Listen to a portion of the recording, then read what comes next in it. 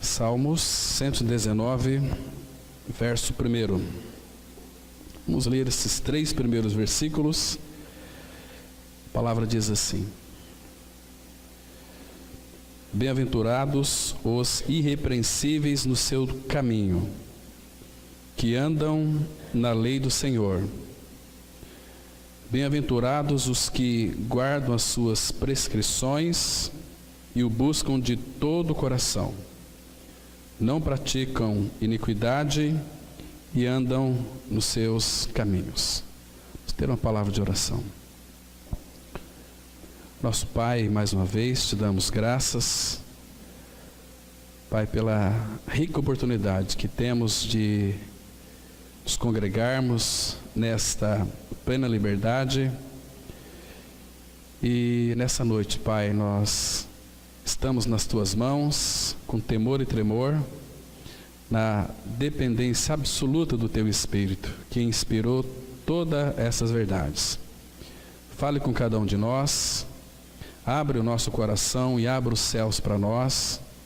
Nos dê, Pai, espírito de sabedoria e de revelação para conhecer o Teu Filho plenamente. Nos dê sabedoria para compreender a Tua palavra.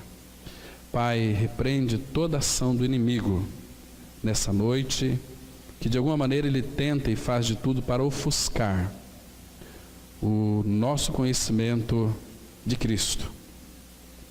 Esvazia as nossas mentes. Pai, nos leva, nos conduz pelo Teu Espírito à pessoa de Cristo. Queremos contemplá-lo e a nossa expectativa é que Tu fala conosco e então forme Cristo um pouquinho mais em cada um de nós nessa noite. Em nome do Senhor Jesus nós oramos. Amém. Irmãos, é de conhecimento de todos nós que este Salmo 119, ele não faz outra coisa a não ser exaltar a palavra de Deus. Ele coloca a palavra de Deus como ela mesma é em realidade. Quando então o salmista Davi, ele disse que Deus colocou o seu nome e a sua palavra acima de todas as coisas. Então é uma palavra que nós podemos confiar, porque é o legado que o Pai então deu para a igreja, para nortear a nossa vida. Estamos vivendo, irmãos, uma época de um cristianismo totalmente doente, totalmente débil, totalmente sem direção, totalmente desnorteado. Um cristianismo onde quem determina e quem faz as coisas é o próprio homem que decide, o próprio homem que age, é o próprio homem que vive em função da sua própria vontade. Então, quando nós nos deparamos com essa palavra de Deus, que ela é tão rica de significado, e ela começa dizendo que bem-aventurados, felizes os irrepreensíveis no seu caminho, que andam, olha que interessante aqui, que andam na lei do Senhor. Irmãos, Fontes trabalhou muito aqui sobre a questão da apostasia. Nós estamos vivendo apostasia, um período onde as pessoas têm virado as costas para a palavra de Deus, em busca da sua própria satisfação. Então, urge, irmãos, nesses dias que antecedem a volta de Cristo, que a igreja se volte então para as Escrituras, para ter um conhecimento adequado da palavra de Deus. Porque senão, meus queridos amados irmãos e irmãs, o nosso cristianismo, ele vai sair como que da centralidade de Cristo. Porque quando nós então cremos no Senhor, o Espírito Santo que veio habitar dentro de nós, ele veio exercer seu ministério maravilhoso, que é nos guiar a toda a verdade completa, essencial e definitiva, que é o próprio Cristo. Que maravilha é isso! O Espírito Santo nos foi dado para que então falasse de Cristo para nós, para que então nos desse entendimento espiritual, para que nós então pudéssemos compreender a palavra de Deus. E por falta de um conhecimento adequado da palavra, nós estamos vendo, irmãos, muitas pessoas naufragando na fé, afundando na fé, virando as costas para a fé, para a palavra de Deus. Um cristianismo onde vemos muitas distorções, onde nós estamos vendo muita tolerância de pecados no meio do povo de Deus. É uma coisa absurda, coisas estranhas que acontecem no meio do povo de Deus, pessoas com uma mentalidade totalmente mundana, porque de fato não conhecem e não têm temor e reverência da palavra de Deus. São totalmente analfabetos, biblicamente falando. São pessoas que vivem uma vida supostamente que se equipara ao cristianismo, mas, irmãos, há muitas distorções. É uma vida totalmente fora de foco, é uma vida totalmente para si mesmo. Então a gente vê coisas estranhas no meio do povo de Deus de uma forma geral. É um sincretismo religioso, onde nós pegamos coisas do mundo, trazemos para dentro da igreja e, por falta de um conhecimento adequado da palavra, começamos a praticar coisas que Deus então não ordenou para que nós praticássemos. Claro que muitos estudiosos dizem que esse Salmo 119 não foi Davi que escreveu, mas muitos daqueles irmãos do passado que viveram desde os primeiros séculos, e tantos outros afirmam categoricamente que foi então Davi, pelo Espírito Santo, que escreveu todo este salmo, porque tem tudo a ver com ele. E a gente vai ver alguns detalhes aqui muito interessantes sobre esse salmo, onde ele exalta a palavra de Deus. Então, irmãos, um dos detalhes importantes que eu disse aqui no início, sincretismo, distorções, onde acontecem coisas estranhas no meio do povo de Deus, tudo isso acontece porque estão se afastando das Escrituras Sagradas. Hoje, talvez eu penso que seja por uma negligência, ou talvez, nós falamos hoje pela manhã, muitos dos irmãos dizem que não encontra tempo para se reunir, para estudar a palavra de Deus, Então começa a ouvir uma série de pregadores. Hoje tem pregador para qualquer tipo de coisa que você deseja e quer, onde você se sinta muito bem. Mas, irmãos, a gente vê um cristianismo hoje, uma geração totalmente débil, uma geração totalmente que está afastando das Escrituras Sagradas, um falar que não tem de fato uma autoridade, um falar que não expressa uma prática que é vivenciada, onde a pessoa buscou nas Escrituras céus abertos para o seu cristianismo real e verdadeiro. É um cristianismo voltado para si mesmo, culto para o homem, o culto para si mesmo.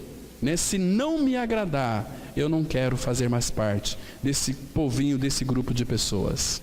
E assim o mundo está caminhando, irmãos, com a Bíblia na mão, totalmente empoeirada, totalmente deixada num canto. Tem pessoas que durante a semana nem pegam nas Escrituras. Olha, irmãos, eu tenho ficado assim aterrorizado com a incredulidade, porque se não vai para as Escrituras, obviamente vai depender de outras pessoas que então venham trazer para elas revelações de Deus. Então é aí que o inimigo entra e faz uma arruaça, traz enganos, traz heresias, traz doutrinas estranhas. Misericórdia, irmãos. Então, claro que se a igreja não voltar para a palavra, quando eu falo voltar para a palavra, se a igreja não for despertada ela mesma, porque ele já colocou em nossas mãos um pote de ouro, porque na pessoa de Cristo estão ocultas todos os tesouros da sabedoria e do conhecimento. Estão tudo na pessoa de Cristo. Então o Pai vai falar conosco e revelar isso dependendo da nossa diligência em querer conhecermos as Escrituras.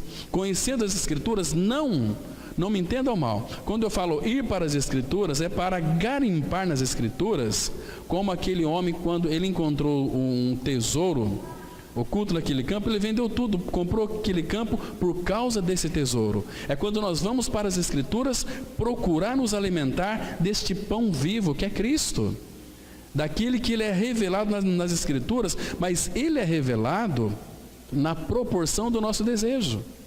Deus não vai falar, irmãos, com uma pessoa, ainda que, de fato, ela pode até confessar sua morte e ressurreição em Cristo, mas se esta pessoa é uma pessoa negligente, distraída, Deus não vai falar. Porque qual o interesse do Pai em falar com uma pessoa totalmente irresponsável? Deus não vai fazer isso, né?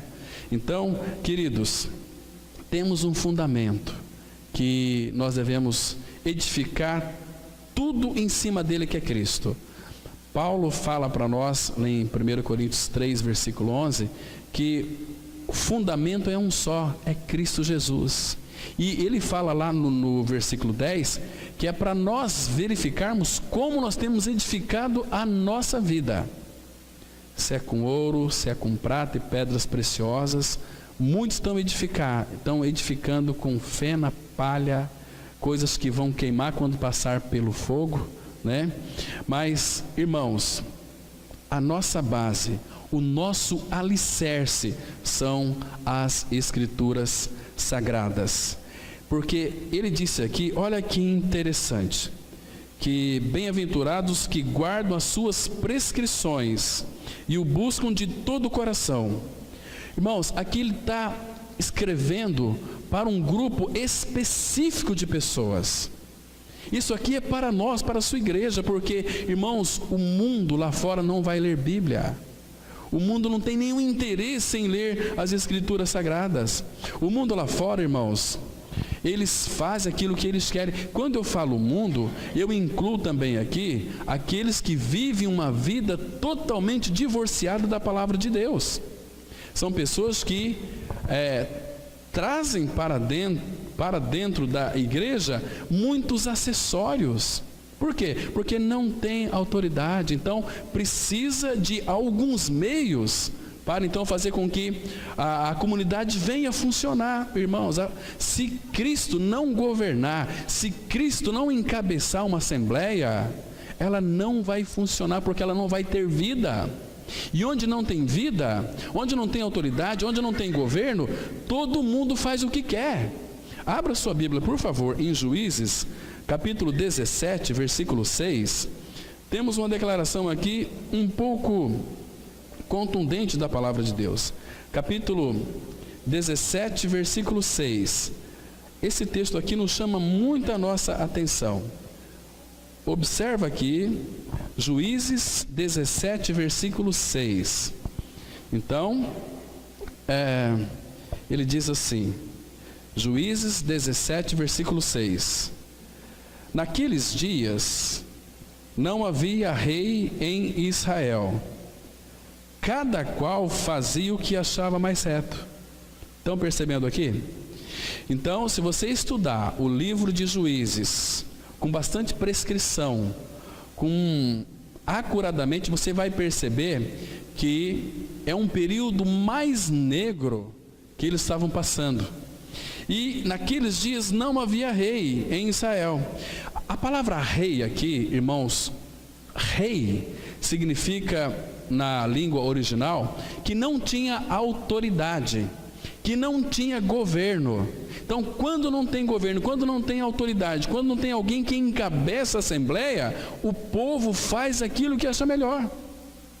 Irmãos, nós não estamos vivendo esses dias. As pessoas fazem aquilo que elas querem e com bom distintivo de cristão. Não são assim que eles fazem?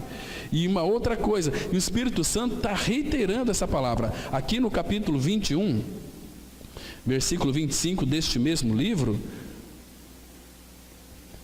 21, versículo 25. Então ele diz assim, olha que tristeza, irmãos. Juízes 21, versículo 25. Naqueles dias não havia rei em Israel, cada um fazia o que achava mais reto. É o que eu acho melhor, é o meu método. E assim, se não funciona assim, não importa. Não tem governo, não tem autoridade, não tem rei. Percebe, irmãos? Que no meio, por falta de encabeçamento de Cristo na vida de uma igreja, muitos se levantam contra a própria palavra. Muitos se levantam contra próprios irmãos e irmãs. argumentando, sua maneira de viver, seu jeito de viver, seu jeito de expor, entende? Então, não tem reverência, não tem temor. Aquilo que as Escrituras revelam para nós, que é para amarmos uns aos outros, o que nós vemos é totalmente o oposto. As pessoas rangem os dentes uns com os outros. Queridos, como é que Deus está olhando para a sua igreja? Como que Ele está vendo as nossas responsabilidades? E por que não temos responsabilidades? Porque nós não conhecemos as Escrituras, nós não reverenciamos as Escrituras, nós não nos alimentamos das Escrituras. E quando não há rei, não há autoridade. Então todo mundo faz aquilo que acha melhor, aquilo que quer. Meus irmãos, que tristeza isso. Então, cada um aqui seguia e fazia o que quisesse, cada um julga o que é correto, cada um funda o seu método de viver a vida da igreja. Eu acho que é assim, porque a Bíblia diz isso, pega texto fora do contexto para pretexto, para fazer se enquadrar, ou seja, a Bíblia tem que enquadrar a minha vida, não a nossa vida se enquadrar à palavra de Deus. Isso que está acontecendo nos nossos dias, irmãos. As pessoas, ou muitas vezes, conhecem as Escrituras, mas não tem a realidade dela, também não significa nada, faz o que quer. Eu acho assim, eu acho dessa maneira, né? Porque eu escutei uma pregação assim, eu escutei uma pregação assado, eu tenho um monte de pregações em casa, então eu escuto, eu tenho tudo ali. Queridos, não significa nada. Deus não está preocupado se você tem isso, tem aquilo, ouviu isso, ouviu aquilo. Ele quer ver se aquilo que você tem ouvido tem sido realidade na sua vida. Irmãos, cadê a autoridade de Deus na nossa vida? A nossa vida tem sido governado pelo Senhor, pela sua palavra, ou nós fazemos aquilo que nós queremos? Então, irmãos, a maioria não tem o seu cristianismo fundamentado na palavra. São cristãos e cristãos que se opõem um contra os outros. São os cristãos filósofos, argumentadores. Por quê? Porque não conhecem as Escrituras. Isso estão levando eles para a perdição. Estão num sono espiritual, num marasmo demoníaco espiritual. Porque é assim que eu penso, é assim que eu vivo, é assim que eu quero, é assim que tem que ser. Não é assim? Por quê? Porque falta um conhecimento adequado na palavra. A Bíblia diz em Atos 2:42 que aqueles discípulos, eles perseveravam na doutrina. Doutrina aqui é no ensino de Cristo. O que é o ensino de Cristo? É Ele mesmo. O ensino de Cristo é Ele mesmo. Ele falava, e quando Ele falava, meus irmãos, hoje nós falamos pela manhã sobre a questão do tabernáculo. Será que a palavra que Ele fala tem espancado o nosso coração? Perfurado? Será que a palavra dEle tem realmente nos vivificado? Será que essa palavra dele tem nos impactado? Ou nós ouvimos, mas parece que nossos ouvidos têm cera do diabo. Somos surdos, ouvimos, mas não colocamos em prática. Que cristianismo é esse, irmãos? Que evangelho é esse que nós cremos? Que Cristo, que é esse que é a nossa vida? Que nós fazemos aquilo que nós queremos e não nos submetemos a Ele. Cada um cria-se uma doutrina para si e cria um Jesus que se adequa à sua vida. Esse é o cristianismo demoníaco. Não tem cruz, só tem mente carnal inchada. Estão perecendo cada dia que passa, porque vai alta noite, vem chegando o dia. E aquele grande dia, irmãos, eu sei que vai passar ali por... Se for a nossa edificação, feno, palha, vai queimar. Agora, se nós estamos edificando com ouro, prata e pedras preciosas, estamos edificando com tudo aquilo que de fato é celestial. Então, aqueles irmãos, eles perseveravam nas Escrituras. Agora, irmãos, se você não conhece, você vai errar. Você vai errar na sua salvação. Olha um texto aqui que nós conhecemos. Abra lá, por favor, em Mateus capítulo 22, versículo 29, veja aqui onde está o erro, irmãos. É um erro tremendo, um erro terrível, um erro cruel. Capítulo 22 de Mateus, versículo 29. Veja onde é que está o erro. A palavra, ela diz assim, Mateus 22, versículo 29.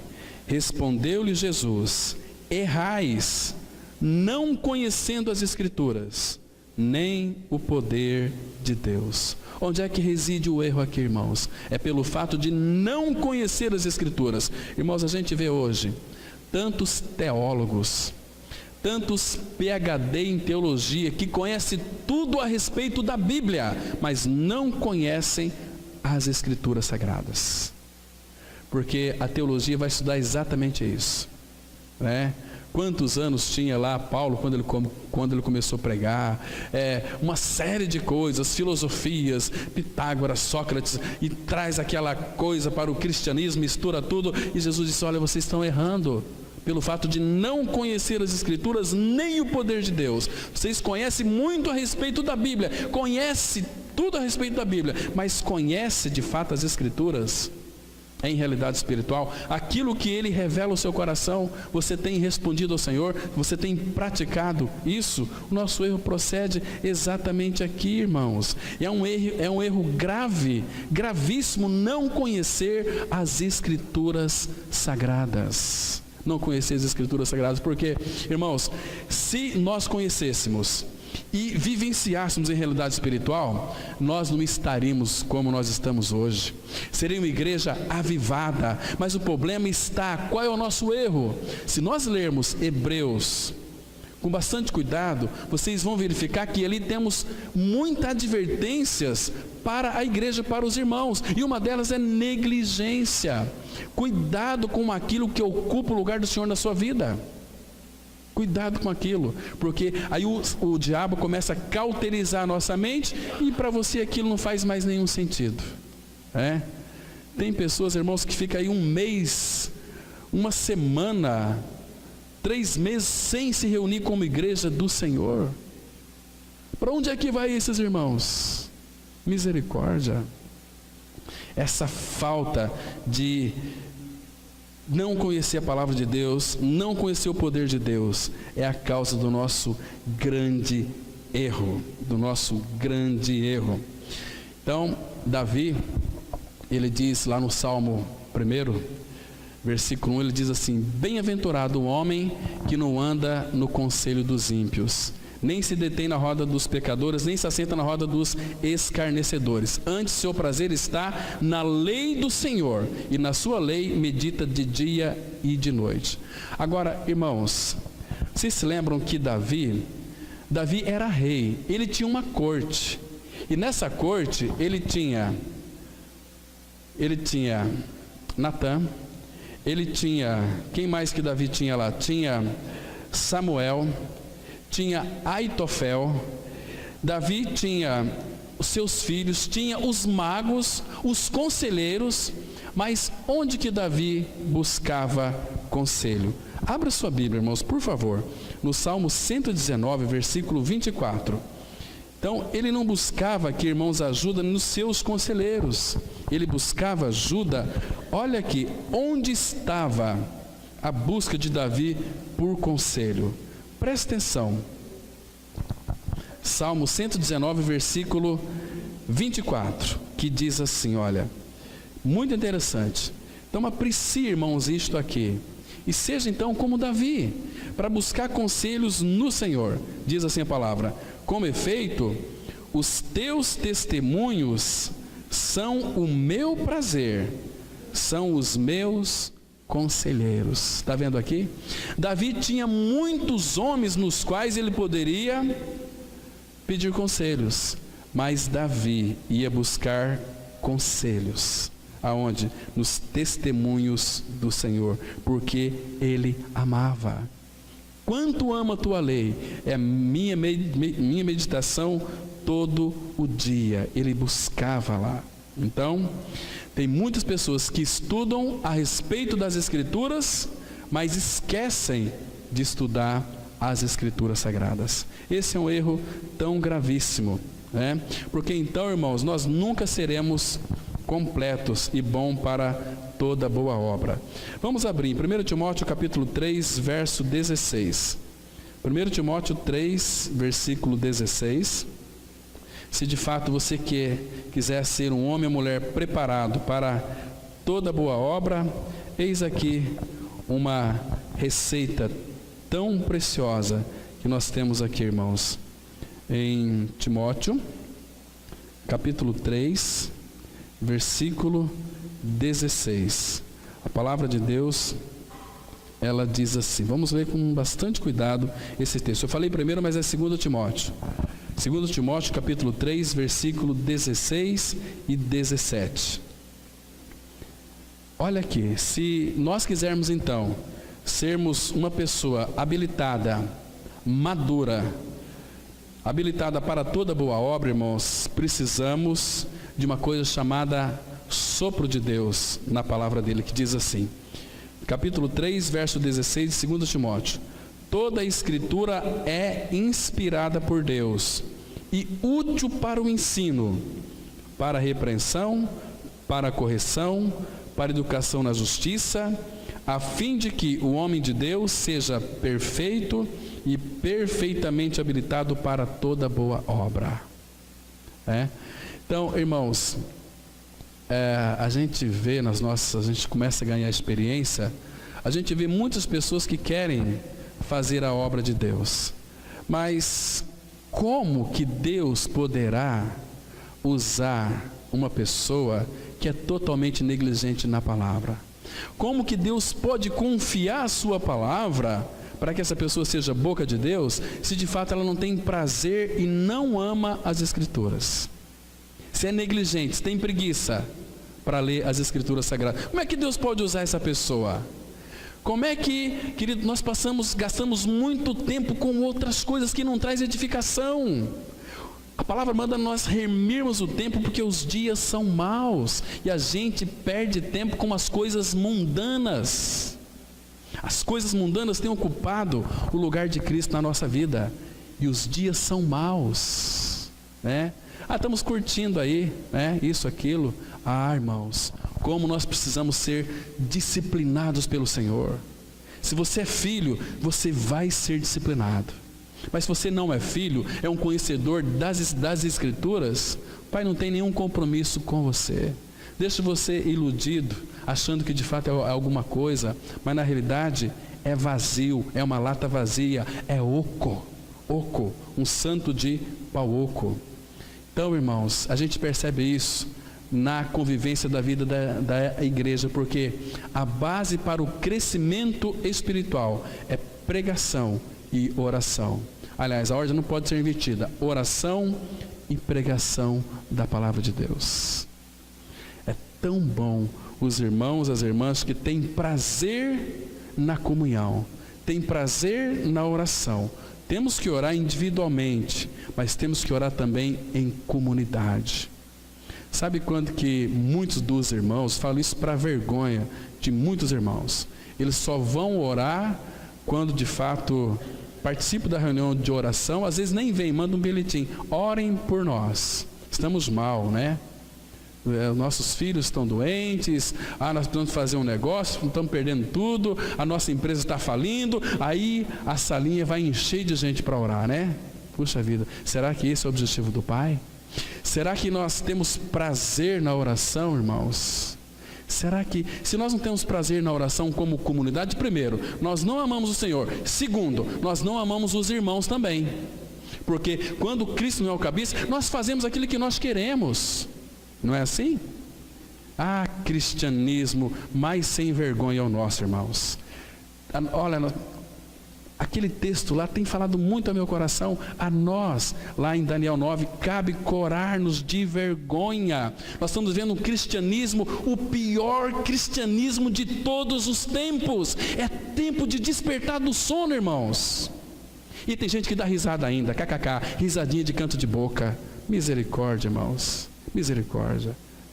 Toma uma decisão na sua vida. Ou Cristo é a nossa vida, vamos nos envolver. Ou então, irmãos, vamos plantar batata, que estamos fazendo aqui. É tempo de voltarmos para a palavra de Deus, e Deus tem nos chamado a uma responsabilidade, a viver uma vida em comunhão com Ele. Se não temos comunhão com Ele, não temos comunhão com os nossos irmãos. Sabe o que nós temos? Crítica com os nossos irmãos. Isso é muito sério. Que o Senhor tenha misericórdia de nós, irmãos. Então, a gente percebe que conhecer e aplicar os princípios da palavra são fundamentais na vida de todo cristão. Olha, a mente das pessoas hoje estão recheadas de conhecimento e de argumentos, mas não tem vida, não tem realidade. Será que se eu perguntasse, se vocês perguntassem para minha esposa, você vê Cristo no Cláudio, o que ela responderia? Será que seu marido perguntar para você, você vê Cristo em mim? Você vê Cristo na sua esposa? A tua esposa vê Cristo em você? Porque lá no nosso lar é que nós sabemos de fato se vivemos um cristianismo adequado, alinhado ou não. Será que a tua filha, teu filho vê Cristo na vida de você, mãe? Na vida de você, pai? Será que os teus vizinhos, se fossem dar um testemunho a teu respeito, o que eles falariam a teu respeito? Lá está um crente, está lá uma crentona, mas aquele cristianismo deles eu não quero para mim, porque eles professam, têm a Bíblia debaixo do braço, mas não vivem essa realidade. Misericórdia, misericórdia. Então, queridos, falai de tal maneira praticai. Se não houver prática, irmãos, aí vai ter só reunião da igreja, todos os domingos. Todos os domingos. Você acha que essas reuniões aqui, Deus se agrada muito? Não se agrada muito. Se agrada se nós vivenciamos semanalmente uma vida de comunhão com o Senhor, uma vida de comunhão agradável com Ele, aos pés dEle, uma vida de devoção a Ele, uma vida que o expresse. Mas o que as pessoas veem em nós? Pessoas amarguradas, pessoas angustiadas, pessoas tristes. Não tenho tempo, não posso, tenho mais que fazer, tenho que dormir até mais tarde. Misericórdia, irmãos, que o Senhor tenha misericórdia de nós e revele a pessoa bendita de Cristo e nos desperte desse marasmo espiritual. Estou falando aqui, irmãos, em nome do Senhor Jesus Cristo. Nós podemos brincar de cristianismo, irmãos. A gente se vê tão pouco durante a semana, e os irmãos, a igreja que era avivada porque ela tinha a palavra, se reunia no templo e de casa em casa, não cessavam de ensinar, porque eles tinham as escrituras, ensinar e de pregar Jesus o Cristo. Pregar Jesus o Cristo. Então, nós reunimos para conversar com algumas pessoas. Bom, o meu conceito da Bíblia é esse aqui. Eu entendo assim, entendeu? Você entende dessa maneira, você é calvinista, você é arminianista, você é wesleyano. Eu quero saber qual que é a tua linha teológica. Se não for junto com a minha, então eu vou deixar você para lá, vou seguir a minha linha teológica. Misericórdia. Tempo atrás uma pessoa veio falar para mim o seguinte: olha, você sabia que se Jesus Cristo tivesse aqui entre os homens, ele seria calvinista? Irmãos, que coisa mais diabólica é essa? Que coisa mais diabólica é essa? Estamos vivendo uma época de cristãos totalmente analfabetos de Bíblia, cristãos débeis, cristãos, uma geração, como disse certa vez um irmão, falando para um grupo de jovens, a pior geração que já existiu do cristianismo é a nossa geração. Por quê? Porque eu e você não temos responsabilidade com o Senhor. Se não temos com Ele, não temos com a sua igreja, não temos com a sua palavra. Irmãos, você já parou para pensar? Ou já orou pedindo para Deus mostrar como Deus está te vendo? Faça essa oração, irmãos. Senhor, eu quero me ver como Tu me vês. Ele vai te mostrar a frieza, a letargia espiritual. Estamos vivendo como que zumbis espiritualmente. Parece que nós nem ganhamos a vida de Cristo. Uma vida totalmente antipática, preguiçosa, Mas quando é pelos nossos interesses, aí em primeiro lugar, aí nós batemos continência. Queridos, como é que Deus está olhando para essa igreja, irmãos? De uma forma geral, misericórdia. Então, vamos lá para o Salmo 119, vamos ler mais alguns versículos aqui. Versículos 5 e 6. Então, Davi, ele diz assim, olha que coisa interessante. 5 e 6. Tomara sejam firmes os meus passos, para que eu observe os teus preceitos. Então não terei de que me envergonhar, quando considerarem todos os teus mandamentos. Estamos vivendo, irmãos, uma época de confusão doutrinária. As pessoas estão confusas, não sabem nem o que crer, como agir, né? Elas leem de tudo, ouvem de tudo, então criam as suas próprias crenças, né? E a igreja absolve tudo, né? Absolve tudo. Queridos, quantas pessoas têm, por não conhecer as Escrituras Sagradas, são levadas por todo o lugar por esses ventos de doutrina.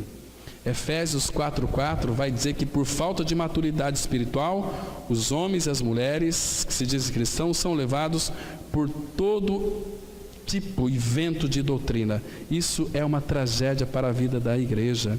Paulo fala assim em Efésios 4:14, para que não mais sejamos como meninos, agitados de um lado para o outro e levados ao redor por todo o vento de doutrina, pela artimanha dos homens, pela astúcia com que induzem ao erro.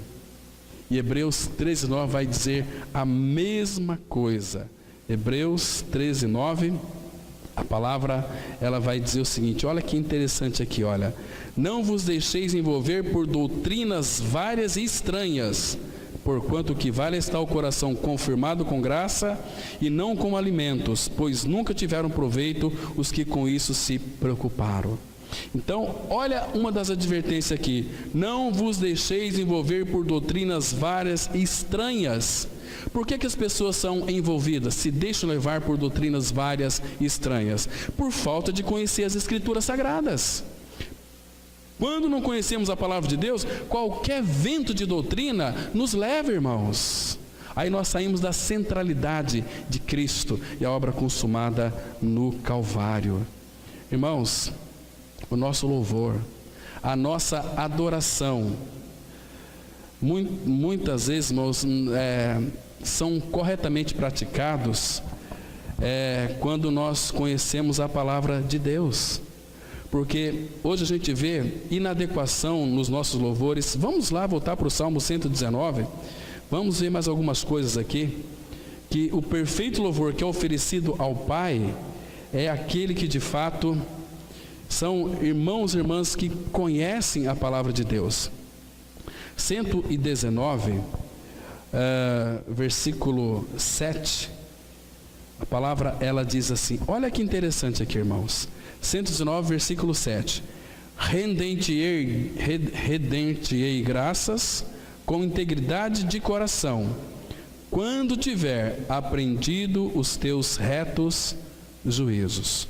Essa palavra aqui, render graças, eu vou expressar o meu louvor e a gratidão quando com integridade de coração eu tiver aprendido os teus retos juízos. Então nós iremos apresentar um louvor adequado ao nosso Deus e Pai. Um louvor com consciência, um louvor que ele vai aspirar aquele cheiro suave. Está vindo de um povo que aprendeu de mim. Sou manso e humilde de coração, disse nosso Senhor. Então nós podemos oferecer para Ele esse louvor. Olha aqui o versículo 17, desse mesmo capítulo aqui. 119, versículo 17 agora. Diz assim a palavra de Deus. É 171. 119, versículo 171. Vai expressar aqui como oferecer um louvor adequado para o nosso Senhor. Salmo 119 é um salmo tão grande, um salmo que exalta a palavra. Por que você não leu o Salmo 119? Porque é muito grande. Olha só, o versículo 171 diz assim a palavra: profiro um louvor os meus lábios pois me ensinas os teus decretos. A minha língua celebra a tua lei, pois todos os teus mandamentos são justiça. Irmãos, nós só podemos oferecer ao Pai um louvor adequado quando nós conhecemos a palavra de Deus em realidade espiritual. Em realidade espiritual. Então, irmãos, existem tantos benefícios em nós ouvir a palavra, e para ouvir temos que ler a palavra de Deus. Eu queria tanto que Deus falasse comigo: queridos, leiam a Bíblia, leiam a palavra de Deus. Aqui você vai encontrar, primeiro, libertação. Aqui nós vamos encontrar quem nós éramos, quem nós somos hoje em Cristo Jesus. Éramos pecadores, nós andávamos em trevas, ignorância total. Ele nos iluminou, como nós vemos hoje no tabernáculo. Para nós então entrarmos em comunhão com o Pai, tínhamos que passar pela porta, que é Cristo. E depois nós iríamos nos deparar com purificação, aquele altar do holocausto. Ali o animal era oferecido, morto e queimado. E depois a pia de bronze, palavra que fazia limpeza, que nos purificaria. Então nós entramos depois no lugar santo, no átrio interior do tabernáculo. O que nós encontraríamos ali? O altar de incenso, a mesa dos pães e o candelabro. Então no átrio interior nós tínhamos iluminação. E depois, lá no Santo dos Santos, comunhão com o nosso Deus e Pai. A Bíblia é tão clara, ela mostra para nós os caminhos que nos levam a Ele de uma forma adequada. E por falta de uma adequação nesses caminhos, há tantas distorções, tanto desinteresse no meio do povo de Deus, irmãos. O que está acontecendo com o povo de Deus? Será que o problema está no Pai? Ele providenciou tudo para a igreja. O problema está em nós como igreja, que não temos dado uma resposta significativa ao Pai, respondido a Ele, aquilo que Ele já depositou para nós. Ele nos deu tudo aquilo que concerne a vida e a piedade, mas nós somos como que aqueles paralíticos espirituais. O corpo não manda, o corpo não funciona, o corpo está amarrado, o corpo está preso. Interessante ali que o profeta Oséias, quando declarou aquela palavra para aquele povo, claro que Deus usando ali, sendo boca de Deus, Oséias 4:6, o meu povo está sendo destruído porque lhe falta o conhecimento, porque tu, sacerdote, rejeitaste o conhecimento. Vocês percebem, irmãos, que hoje os filhos dos crentes estão se perdendo tudo? Por que isso, irmãos? Porque o povo está sendo destruído, mas não é o povo do mundo. O meu povo, diz o nosso Senhor, está sendo destruído porque lhe falta o conhecimento, porque tu, sacerdote, rejeitaste o conhecimento. E lá no final ele diz assim: por isso eu me esquecerei dos teus filhos. Hoje muitos filhos de pais cristãos estão perecendo. Por quê? Rejeitando o conhecimento real da palavra de Deus. Então, queridos, quais são os benefícios de uma pessoa ler a palavra, reter a palavra e guardar a palavra de Deus? Quais são os benefícios? Uma vez que isso nos chama muito a nossa atenção, então o que eu vou ganhar com isso? Uma vez que eu tenho que ler a palavra de Deus, eu preciso de ler, e eu sei que tem muitas pessoas às vezes não concordam com a gente, mas eu não escrevi Bíblia.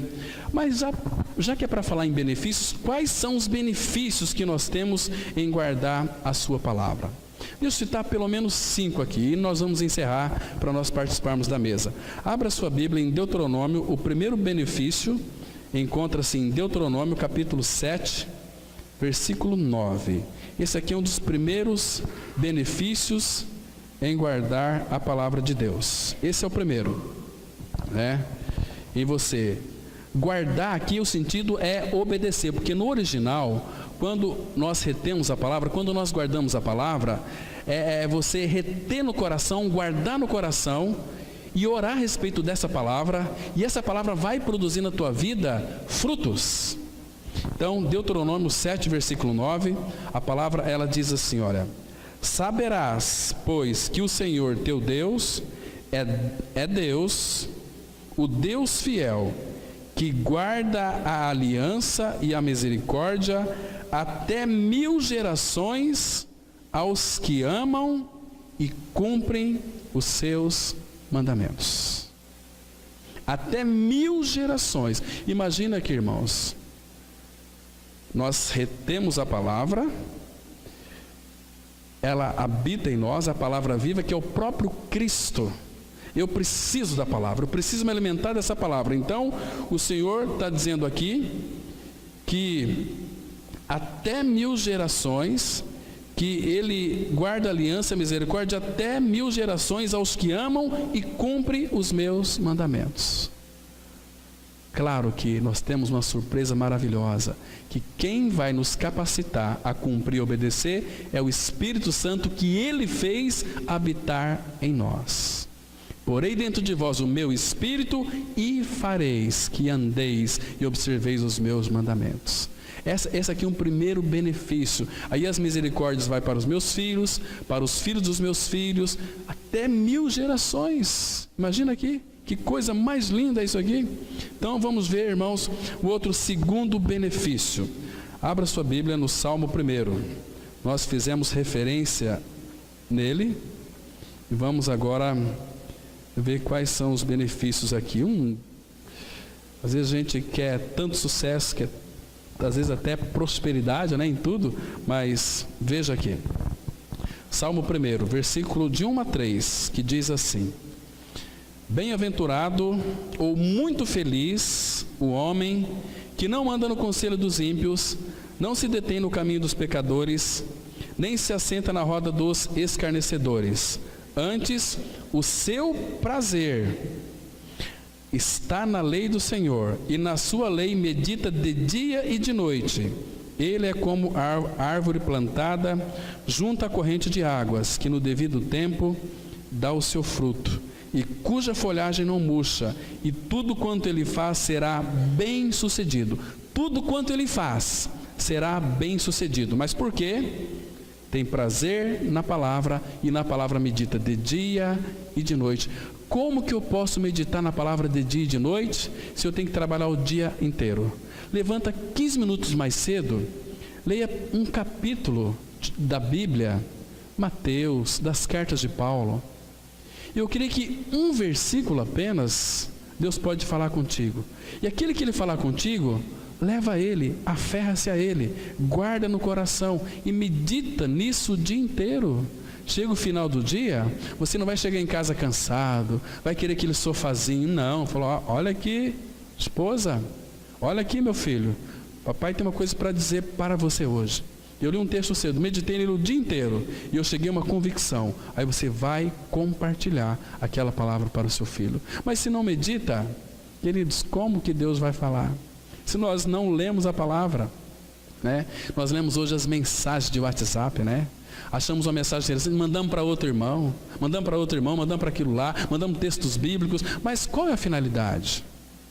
Quando eu mando um texto para alguém, primeiro eu oro, falo: Pai, tem uma rede de transmissão, vai para muitas pessoas. Pai, em nome de Jesus, não permita pelo Teu Espírito que as pessoas confundem a mensagem central, que é Cristo, dessa mensagem. Aí eu mando, aí vai. Hoje à tarde eu estava meditando na palavra, fazendo estudo, e aí meu irmão mandou para mim uma canção tão linda, Oliveira Verdadeira. Puxa, aquilo meu coração me encheu de alegria. Eu escutei ela de novo ali, chorei um pouquinho de alegria, gostoso. Falei: não, isso aqui foi bom para mim demais. Zambujeiro bravo não dá fruto bom, assim era eu no meu coração. E hoje não vivo mais eu, mas Cristo vive em mim. Aí mandei para todos os meus contatos. Oh Pai, que este efeito que teve no meu coração, que o Senhor então traduza no coração de todos os irmãos, aqueles que ouvirem esta canção, porque o louvor também liberta, o louvor também edifica, O louvor, quando é cantada a palavra, nos traz vida, irmãos, e vida em abundância. Então, este aqui é um outro benefício em nós retermos e meditarmos na palavra de Deus. Um outro, Salmos 37, versículo 31. Salmos 37, versículo 31. Um outro benefício de nós, então, guardarmos a palavra, de lermos a palavra e guardar no coração. Olha que lindo, irmãos. Então a palavra, ela diz assim, Salmos 37, versículo 31. Olha só que interessante. No coração tem ele a lei do seu Deus. Olha onde que está a lei do seu Deus. No coração. Os seus passos não vacilarão. Você não vai ser um vacilão, não vai ser uma vacilona. Por quê? Porque a palavra, a lei do Senhor está no seu coração. Isto é maravilhoso. Abra lá em Lucas 8,15. Lucas 8,15. Esses são, irmãos, tem centenas e dezenas de textos que falam dos benefícios de nós guardarmos a palavra no coração. Guardar a palavra no coração é impossível que nós não vamos frutificar, irmãos. Olha só aqui, Lucas 8,15. Aqui caiu a semente que é a palavra. Aqui caiu na boa terra são os que, tendo ouvido de bom e reto coração, retém a palavra. Presta atenção aqui. Como que nós devemos ouvir a palavra? Temos que meditar, irmãos. Primeiro que a palavra, a semente foi semeada. A palavra foi lançada, a semente. Cristo é a semente, é a palavra. Então, leia aqui, olha só o versículo 11. Este é o sentido da parábola.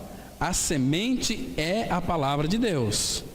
Então, versículo 15. Aqui caiu na boa terra são os que, tendo ouvido de bom e reto coração, retém a palavra. Estes que ouvem de bom e reto coração, que retém a palavra, estes frutificam com perseverança. Muito lindo aqui. Último texto, 1 João 2, versículo 5.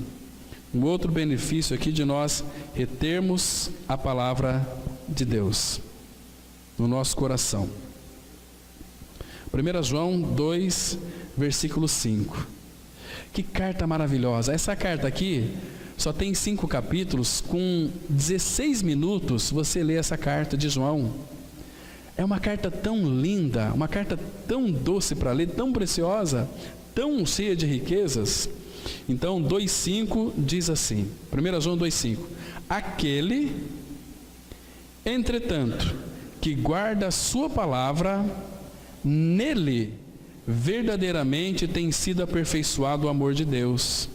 Nisto sabemos que estamos nele. Está vendo? Aquele, entretanto, que guarda a sua palavra, que retém no coração, nele verdadeiramente, diz o Senhor aqui, tem sido aperfeiçoado o amor de Deus. Então nisso sabemos que estamos nele, guardamos a palavra dele. Aquele que me ama, retém a minha palavra, guarda a minha palavra. Meu Pai o amará, e viremos para ele e faremos nele morada. Amém. Pai, nós precisamos, ó Pai, do teu auxílio. Precisamos, ó Pai, que o teu Espírito Santo nos desperte. Pai, nos leve para as Escrituras. Nos leve, Pai, a cavucar, para nós então extrairmos as pepitas preciosas, que todas elas estão em Cristo, é Cristo e faz parte de Cristo. Precisamos dele, Pai, cada dia mais. Estamos vivendo, Pai, uma época muito difícil para a igreja. Um tempo, Pai, onde a cristandade tem se distraído com muitas coisas. Pai, mas nos desperta. Aviva a tua igreja, Pai. Revela o teu Filho amado e forma ele em nós, para que as nossas vidas sejam alicerçadas nele. Obrigado, Pai, porque Cristo veio nos buscar. O Senhor nos encontrou, Pai. E este encontro foi ali naquela cruz, quando o Senhor nos atraiu a si, no corpo do seu amado Filho, para que nós então fôssemos crucificados com Ele. Fomos sepultados e ressuscitamos ao terceiro dia junto com Ele. E hoje Ele é a nossa vida, Pai. Essa semente preciosa que é a Tua palavra, que é a palavra viva e eficaz. Oh Pai, a Tua palavra é poderosa, que ela possa encontrar em nós guarida, onde possamos retê-la e assim, pelo Teu Espírito, Tu a frutifique. Faça isso, Pai, em nossas vidas. É no nome do Senhor Jesus que nós oramos.